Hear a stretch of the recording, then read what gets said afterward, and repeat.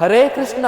ಯಾವ ಜಾಗದಲ್ಲಿ ರಾಧಾಕೃಷ್ಣರ ಅಮೋಘವಾದ ರಾಸಲೀಲೆ ಆಗ್ತಾ ಇತ್ತು, ಯಾವ ಸ್ಥಳದಲ್ಲಿ ಪ್ರಭು ಶ್ರೀಕೃಷ್ಣರು ಗೋಪಿಕೆಯರ ಬಟ್ಟೆ ಕದಿತಾ ಇದ್ರು, ಯಾವ ಜಾಗದಲ್ಲಿ ಕೇಶಿ ರಾಕ್ಷಸನ ಅಂತ್ಯ ಆಯಿತು, ಹಾಗೆ ಯಾವ ಪವಿತ್ರವಾದಂಥ ಸ್ಥಳದಲ್ಲಿ ಶ್ರೀ ಮಹಾದೇವ ಅವರಿಗೆ ಗೋಪೇಶ್ವರ ಅನ್ನೋ ಹೆಸರು ನಾಮಕರಣ ಆಯಿತು, ಯಾವ ಸ್ಥಳದಲ್ಲಿ ಪ್ರಭು ಶ್ರೀಕೃಷ್ಣ ಹಾಗೂ ಶ್ರೀ ರಾಧಾರಾಣಿ ಅವರ ಕಾಲಿನ ಸ್ಪರ್ಶದಿಂದ ದಟ್ಟವಾದ ಕಾಡು ಸುಂದರವಾದ ಅರಣ್ಯವಾಗಿ ಬದಲಾಯಿತು, ಅದೇ ಜಾಗ ಅಂದರೆ ಮಥುರಾ ಜಿಲ್ಲೆಯ ವೃಂದಾವನದಲ್ಲಿ ಇವತ್ತು ನಾನಿದ್ದೀನಿ.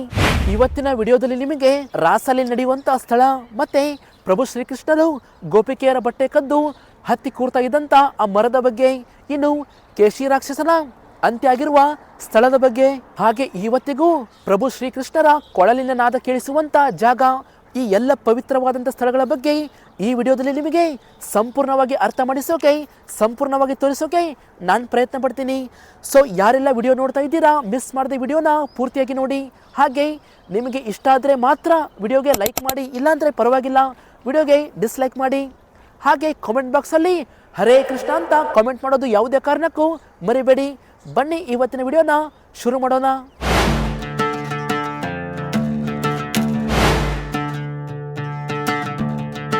ದ್ವಾಪರ ಯುಗದಲ್ಲಿ ಗೋಪಿಕೆಯರು ಯಮುನಾ ನದಿಯಲ್ಲಿ ಸ್ನಾನ ಮಾಡ್ತಾ ಇರಬೇಕಾದ್ರೆ ಅವರ ಎಲ್ಲ ಬಟ್ಟೆಗಳನ್ನು ಕದ್ದು ಇದೇ ಮರದ ಮೇಲೆ ಪ್ರಭು ಶ್ರೀಕೃಷ್ಣರು ಏರಿ ಕೂರ್ತಾ ಇದ್ರು. ಆ ಮರ ಇವತ್ತಿಗೂ ಇದೆ ಅಂದರೆ ನೀವು ನಂಬ್ತೀರಾ? ಬನ್ನಿ ನಿಮಗೆ ಈ ಜಾಗದ ಬಗ್ಗೆ ಸಂಪೂರ್ಣವಾಗಿ ಹೇಳ್ತೀನಿ. ಈ ಸ್ಥಳದ ಹೆಸರು ಚೀರ್ಘಾಟ್ ಅಂತ. ಇದು ಕೂಡ ಇರೋದು ವೃಂದಾವನದಲ್ಲಿಯೇ. ದ್ವಾಪರ ಯುಗದಿಂದ ಇವತ್ತಿಗೂ ಕೂಡ ಈ ಮರ ಇನ್ನೂ ಅಚ್ಚಳಿಯದ ಹಾಗೆ ಇದೆ. ದಿನಾಲೂ ಈ ಮರಕ್ಕೆ ಇವತ್ತಿಗೂ ಇಲ್ಲಿ ಬರುವಂತ ಪ್ರತಿಯೊಬ್ಬ ಭಕ್ತಾದಿಗಳು ಕೂಡ ಈ ಮರಕ್ಕೆ ಪೂಜೆ ಸಲ್ಲಿಸ್ತಾರೆ. ಕಥೆಯ ಅನುಸಾರವಾಗಿ ನಿಮಗೆ ಹೇಳಬೇಕು ಅಂದ್ರೆ ಅಲ್ಲಿ ಹಿಂದೆ ಕಾಣ್ತಾ ಇದೆ ಅಲ್ವಾ ಯಮುನಾ ನದಿ, ದ್ವಾಪರ ಯುಗದಲ್ಲಿ ಯಮುನಾ ನದಿ ಇಲ್ಲಿಯವರೆಗೆ ಇತ್ತು. ಸೊ ಆವಾಗ ಇದೇ ಯಮುನಾ ನದಿಯಲ್ಲಿ ಗೋಪಿಕೆಯರು ಸ್ನಾನ ಮಾಡೋಕೆ ಅಂತ ಬರ್ತಾ ಇದ್ರು. ಆವಾಗ ಪ್ರಭು ಶ್ರೀಕೃಷ್ಣ ಏನ್ ಮಾಡ್ತಾ ಇದ್ರು ಅಂದ್ರೆ ಅವರ ಎಲ್ಲ ಬಟ್ಟೆಗಳನ್ನ ಕದ್ದು ಆ ಮರದ ಮೇಲೆ ಹತ್ತಿ ಕೂರ್ತಾ ಇದ್ರು. ಆವಾಗ ಅವರಿಗೆ ನಿಮಗೆ ಈ ಬಟ್ಟೆಗಳು ಬೇಕು ಅಂದ್ರೆ ಬೇಕಾದ್ರೆ ನೀವೇ ನೀರಿಂದ ಆಚೆ ಬನ್ನಿ ಅಂತ ಪ್ರಭು ಶ್ರೀಕೃಷ್ಣ ಅವರು ಬೇಕು ಅಂತ ಎಲ್ಲ ಗೋಪಿಕೆಯರಿಗೂ ಇದೇ ಜಾಗದಲ್ಲಿ ಚುಡಾಯಿಸ್ತಾ ಇದ್ರು. ಇಲ್ಲಿ ಪಾಠ ಏನು ಅಂದ್ರೆ ಪ್ರಭು ಶ್ರೀಕೃಷ್ಣರ ಈ ಕಾರ್ಯ ಗೋಪಿಕೆಯರು ಮತ್ತು ಇನ್ನು ಸಾಮಾನ್ಯ ಜನರು ಬಟ್ಟೆ ಇಲ್ಲದೆ ಈ ರೀತಿ ಸಾಮೂಹಿಕವಾಗಿ ಜನರ ಮಧ್ಯೆ ನೀರಿನಲ್ಲಿ ಈ ರೀತಿ ಸ್ನಾನ ಮಾಡೋದು ಅಪರಾಧ, ಇದು ಅಗೌರವ ಅಂತ ಸೂಚಿಸುತ್ತೆ. ಹಾಗಾಗಿ ಇದು ತಪ್ಪು ಅಂತ ಸೂಚನೆ ಕೊಡೋದಕ್ಕೆ, ಎಲ್ಲರಿಗೂ ಅರ್ಥ ಮಾಡಿಸೋದಕ್ಕೆ ಪ್ರಭು ಶ್ರೀಕೃಷ್ಣರು ಈ ರೀತಿ ಅವರ ಬಟ್ಟೆಗಳನ್ನ ಕದಿತಾ ಇದ್ರು ಅಂತ ನಾವು ಇದನ್ನ ಅರ್ಥ ಮಾಡ್ಕೋಬೇಕು. ದ್ವಾಪರ ಯುಗದಲ್ಲಿ ಪ್ರಭು ಶ್ರೀಕೃಷ್ಣರು ಆ ರೀತಿ ಬಟ್ಟೆಗಳನ್ನ ಕದ್ದು ಅವರು ಮರದ ಮೇಲೆ ಏರಿ ಕೂರ್ತಾ ಇದ್ರು. ಸೊ ಆ ಮರ ಇವತ್ತಿಗೂ ಇದೆ ಅಂದ್ರೆ ಇದು ಒಂದು ರೀತಿ ಪವಿತ್ರವಾದಂಥ ಸ್ಥಳನೇ. ದ್ವಾಪರ ಯುಗದ ಈ ಮರ ಇವತ್ತಿಗೂ ಕೂಡ ಇದೆ. ಇದರ ಮೇಲೆ ಪ್ರಭು ಶ್ರೀಕೃಷ್ಣರು ಹತ್ತಿ ಕೂತಿದ್ರು ಅಂತ ಇಲ್ಲಿಗೆ ಬರುವಂತ ಪ್ರತಿಯೊಬ್ಬ ಭಕ್ತರು ಅಂದ್ರೆ ದಿನಾಲು ಬರುವಂತ ಸಾವಿರಾರು ಭಕ್ತರು ಕೂಡ ಈ ಮರಕ್ಕೆ ಪ್ರತಿನಿತ್ಯ ಪೂಜೆ ಮಾಡ್ತಾರೆ. ಮರದ ಕೆಳಗೆ ಪ್ರಭು ಶ್ರೀಕೃಷ್ಣರ ಚಿಕ್ಕ ವಿಗ್ರಹ ಕೂಡ ಇದೆ. ಇವತ್ತಿಗೂ ಕೂಡ ಈ ಮರಕ್ಕೆ ದಿನನಿತ್ಯ ಪೂಜೆ ಆಗುತ್ತೆ. ನೀವೇನಾದ್ರೂ ಬೃಂದಾವನಕ್ಕೆ ಬಂದ್ರೆ ಅಂದ್ರೆ ಇದು ನಿಧಿವನಿಂದ ಸುಮಾರು 500 ಮೀಟರ್ ಅಷ್ಟೇ, ಹಾಗೆ ಪ್ರೇಮ್ ಮಂದಿರಿಂದ ಸುಮಾರು 4 ಕಿಲೋಮೀಟರ್ ಆಗುತ್ತೆ. ಈ ಚೀರ್ಘಾಟ್ಗೆ ಯಾವುದೇ ಕಾರಣಕ್ಕೂ ಬರೋದು ಮಿಸ್ ಮಾಡಬೇಡಿ, ಯಾಕಂದ್ರೆ ತುಂಬಾ ಪವಿತ್ರವಾದಂಥ ಸ್ಥಳ ಇದು. ಸೊ ಎಲ್ಲರೂ ಕೂಡ ಮಿಸ್ ಮಾಡದೆ ಬೃಂದಾವನಕ್ಕೆ ಬನ್ನಿ.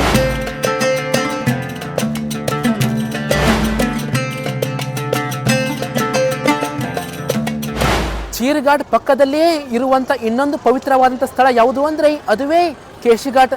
ಅಷ್ಟಕ್ಕೂ ದ್ವಾಪರ ಯುಗದಲ್ಲಿ ಪ್ರಭು ಶ್ರೀಕೃಷ್ಣರಿಗೆ ಕೇಶವ ಅನ್ನೋ ಹೆಸರು ಹೇಗೆ ನಾಮಕರಣ ಆಯಿತು, ಹಾಗೆ ಈ ಸ್ಥಳ ಅಂದ್ರೆ ಯಮುನಾ ನದಿ ದಡದಲ್ಲಿರುವಂಥ ಈ ಸ್ಥಳಕ್ಕೆ ಕೇಶಿಘಾಟ್ ಅಂತ ಹೆಸರು ಹೇಗೆ ಬಂತು ಅಂತ ಈ ವಿಡಿಯೋದಲ್ಲಿ ನಿಮಗೆ ಸಂಪೂರ್ಣವಾಗಿ ಮಾಹಿತಿ ಹೇಳ್ತೀನಿ.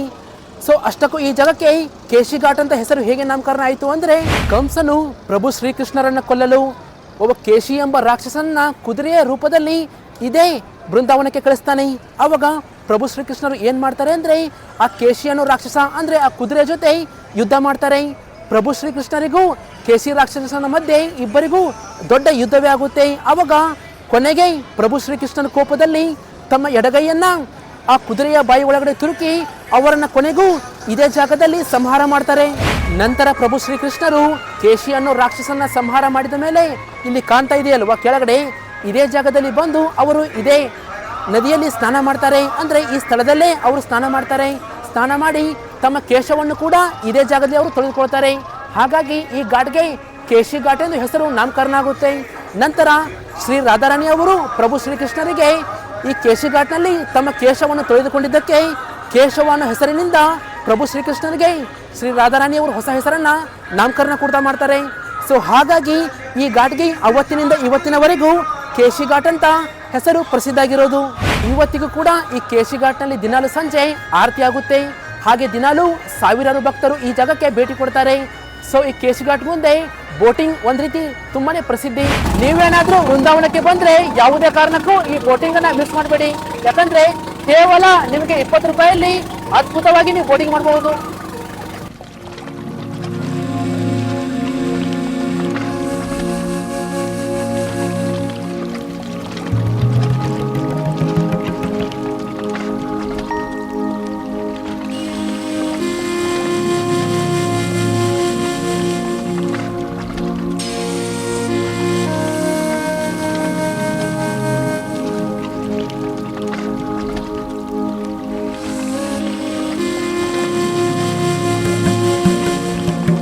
ಸೊ ನೀವೇನಾದ್ರೂ ಈ ಸ್ಥಳಕ್ಕೆ ಬಂದ್ರೆ ಬೋಟಿಂಗ್ ಮಾಡೋದು ಕೂಡ ಯಾವುದೇ ಕಾರಣಕ್ಕೂ ಮಿಸ್ ಮಾಡಬೇಡಿ.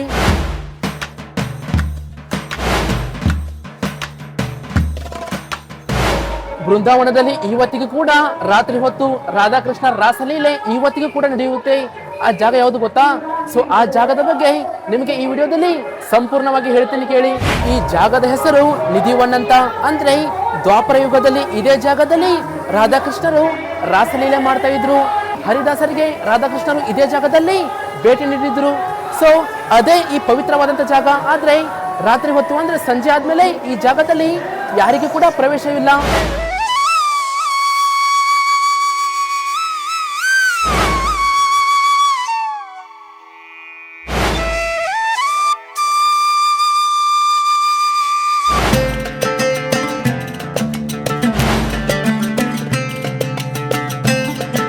ದ್ವಾಪರ ಯುಗದಿಂದ ಇವತ್ತಿಗೂ ಕೂಡ ಈ ಜಾಗದಲ್ಲಿ ರಾತ್ರಿ ಹೊತ್ತು ರಾಧಾಕೃಷ್ಣರು ರಾಸಲೀಲೆ ಮಾಡ್ತಾರೆ ಅನ್ನೋದು ಇಲ್ಲಿ ಸುತ್ತಮುತ್ತ ಇರುವಂತ ಜನರ ನಂಬಿಕೆ.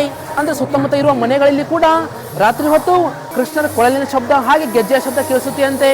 ಹಾಗೆ ಇಲ್ಲಿ ಇವತ್ತಿಗೂ ರಾಧಾಕೃಷ್ಣರು ರಾಸಲೀಲೆ ಮಾಡ್ತಾರೆ ಅಂತೆ.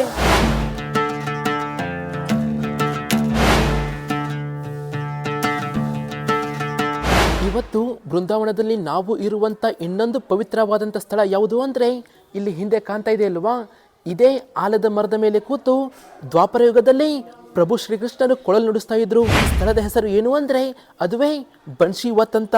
ಅಷ್ಟಕ್ಕೂ ಬನ್ಶಿವತ್ ಅಂದ್ರೆ ಏನು ಅಂದ್ರೆ ಬನ್ಶಿ ಅಂದ್ರೆ ಕೊಳಲು ಅಂತ ಅರ್ಥ, ಇನ್ನು ವತ್ ಅಂದ್ರೆ ಆಲದ ಮರ ಅಂತ ಅರ್ಥ. ಸೊ ಹಾಗಾಗಿ ದ್ವಾಪರ ಯುಗದಲ್ಲಿ ಇದೇ ಮರದ ಮೇಲೆ ಕೂತು ಪ್ರಭು ಶ್ರೀಕೃಷ್ಣರು ಕೊಳಲು ನುಡಿಸ್ತಾ ಇದ್ರು. ಹಾಗೆ ಅವರ ಕೊಳಲಿನ ಶಬ್ದ ಕೇಳಿ ಗೋಪಿಕೆಯರು, ಸೊ ಇಲ್ಲಿ ನೀವು ನೋಡ್ತಾ ಇರ್ಬೋದು ಗೋಪಿಕೆಯರು ಹಾಗೆ ಶ್ರೀ ರಾಧಾರಾಣಿ ಎಲ್ಲರೂ ಕೂಡ ಈ ಆಲದ ಮರದ ಹತ್ತಿರ ಓಡೋಡಿ ಬರ್ತಾ ಇದ್ರು. ಹಾಗಾಗಿ ದ್ವಾಪರ ಯುಗದಿಂದ ಇವತ್ತಿಗೂ ಕೂಡ ಆ 2 ಆಲದ ಮರಗಳು ಇನ್ನೂ ಕೂಡ ಹಾಗೆ ಇದೆ. ಸೊ ಇಲ್ಲಿ ನೀವು ನೋಡ್ತಾ ಇರ್ಬೋದು ಇದೊಂದು ಮರ, ಹಾಗೆ ಅದರ ಪಕ್ಕದಲ್ಲಿ ಅಲ್ಲಿ ಒಂದು ಮರ ಇದೆ. ಸೊ ಇನ್ನೊಂದು ವಿಶೇಷತೆ ಏನು ಅಂದರೆ ಇವಾಗಲೂ ಕೂಡ ನಾವು ಈ ಜಾಗದಲ್ಲಿ ಈ ಆಲದ ಮರಕ್ಕೆ ಕಿವಿ ಕೊಟ್ಟು ಕೇಳಿದ್ರೆ ಅಂದರೆ ಪ್ರಭು ಶ್ರೀಕೃಷ್ಣ ಕೊಳಲಿನಾದ ನಿಜವಾಗ್ಲೂ ಕೇಳಿಸುತ್ತೆ. ಸೊ ಬೇಕಾದರೆ ನಾನು ನಿಮಗೆ ತೋರಿಸ್ತೀನಿ.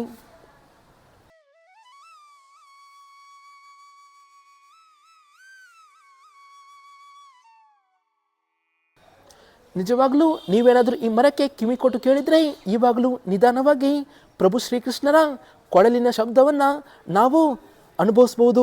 ಪ್ರಭು ಶ್ರೀಕೃಷ್ಣರು ಕೊಳಲು ನುಡಿಸಿದರೆ ಸಾಕು, ಅವರ ಜೊತೆ ತಾವು ರಾಸಲೀಲೆ ಮಾಡಬೇಕು ಅಂತ ಗೋಪಿಕೆಯರು ಶ್ರೀ ರಾಧಾರಾಣಿ ಎಲ್ಲರೂ ಕೂಡ ಅವರ ಕೊಳಲಿನ ಶಬ್ದಕ್ಕೆ ಇದೇ ಜಾಗಕ್ಕೆ ಓಡೋಡಿ ಬರ್ತಾ ಇದ್ರು. ನಂತರ ಪ್ರಭು ಶ್ರೀಕೃಷ್ಣರು ಗೋಪಿಕೆಯರ ಜೊತೆ ಮತ್ತು ರಾಧಾರಾಣಿಯರ ಜೊತೆ ಇಲ್ಲೇ ಪಕ್ಕದಲ್ಲಿ ಇರುವ ನಿಧಿವನದಲ್ಲಿ ಎಲ್ಲರೂ ಸೇರಿ ರಾಸಲೀಲೆ ಮಾಡ್ತಾ ಇದ್ರು. ಸೊ ನೀವು ಕೂಡ ಈ ಸ್ಥಳಕ್ಕೆ ಬರೋದು ಯಾವುದೇ ಕಾರಣಕ್ಕೂ ಮಿಸ್ ಮಾಡಬೇಡಿ. ಇದೇ ಆಲದ ಮರದ ಪಕ್ಕದಲ್ಲಿ ಪ್ರಭು ಶ್ರೀಕೃಷ್ಣ ಹಾಗೆ ರಾಧಾರಾಣಿಯವರ ಒಂದು ದೊಡ್ಡ ಮಂದಿರ ಕೂಡ ಇದೆ. ಸೊ ಅವರ ದರ್ಶನ ಕೂಡ ನಾವು ಈ ಜಾಗದಲ್ಲಿ ಪಡಿಬಹುದು. ಹಾಗೆ ಇವಾಗಲೂ ಕೂಡ ಇಲ್ಲಿ ಸುತ್ತಮುತ್ತ ಇರುವಂಥ ಜನರು ಏನು ನಂಬ್ತಾರೆ ಅಂದರೆ ನಿಧಿವನದಲ್ಲಿ ರಾತ್ರಿ ಹೊತ್ತು ರಾಸಲೀಲೆ ಆಗೋಕ್ಕೂ ಮುಂಚೆ ಇದೇ ಮರದ ಮೇಲೆ ಇವತ್ತು ಕೂಡ ರಾತ್ರಿ ಹೊತ್ತು ಪ್ರಭು ಶ್ರೀಕೃಷ್ಣರು ಕೂತು ಕೊಳಲು ನುಡಿಸ್ತಾರಂತೆ.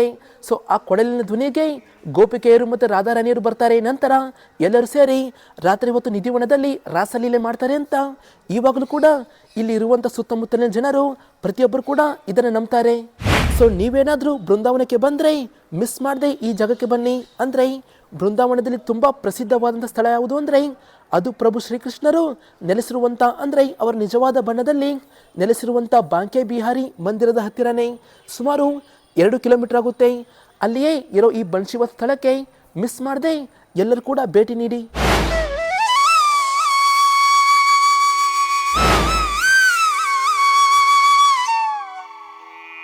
ಬೃಂದಾವನಲ್ಲಿ ಇವತ್ತು ನಾನಿರುವಂಥ ಒಂದು ಪವಿತ್ರವಾದಂಥ ಮತ್ತೊಂದು ಸ್ಥಳ ಯಾವುದು ಅಂದರೆ ಅದುವೇ, ಸೊ ಹಿಂದೆ ನೋಡ್ತಾ ಇದ್ದೀರಲ್ವಾ, ಪ್ರೇಮ್ ಮಂದಿರ.